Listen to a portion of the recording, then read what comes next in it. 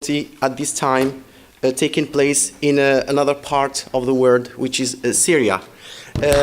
For that purpose, I think it's worthwhile to take a while for us to reflect and also to think about these people. For so doing, we have with us a person who represents that people. He's a Syrian journalist and from the Middle East Institute for the Political Studies, member of the Syrian National Council, Mr. Habib Sala. Please, ladies and gentlemen.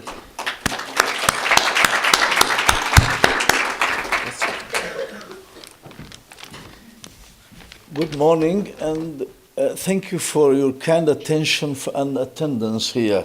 So I have come from Syria. Syria is a country of slaughter, bloodshed for 2 years.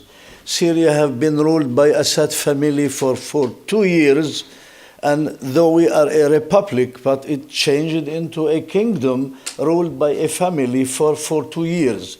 And when the founder of the republic or the regime of the ideologist Ba'athist party died, his son inherited him, Bashar al-Assad, and now he is on a conflict against the Syrian nation, who has erupted in a very, let's say, middle class or militant or rebellion revolution for democracy. So this is Syria, which we have lost until now 60,000 people killed. We have 250,000 paralyzed or 500,000 in detention, and 4 million homeless, and they are living under winter circumstances, winter atmospheres, out of in forests and in the desert. And this is the fatal results of dictatorships and family rules and so on. So thank you very much to give me 10 minutes in order to read the paper. 20 months into an uprising against President Bashar al-Assad, the brutal violence in Syria shows no sign of abating. The United Nations estimates that more than 60,000 people have been killed in vicious fighting between Assad loyalists and rebels forces, who now control roughly half of the country, as well as the most border posts. Tens of thousands of Syrians displaced by the fighting have sought refuge along the country's borders, including some of 100,000 in Turkey itself only. Rising tensions between Damascus and Ankara have sparked fears of regional conflict, with Syrian and Turkish forces exchanging fire in October.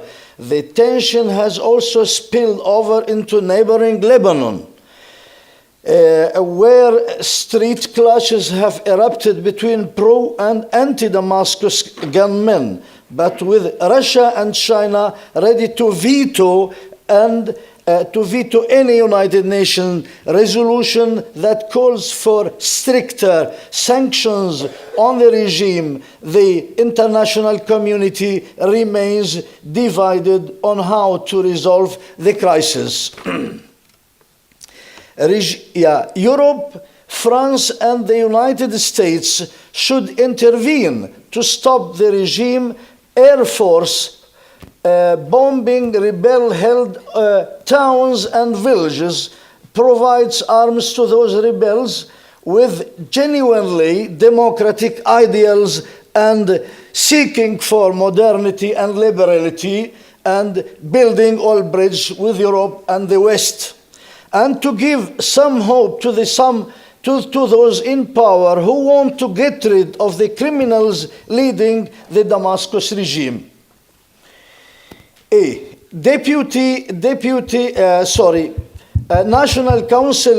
National Security Council reviewed all options on Syria.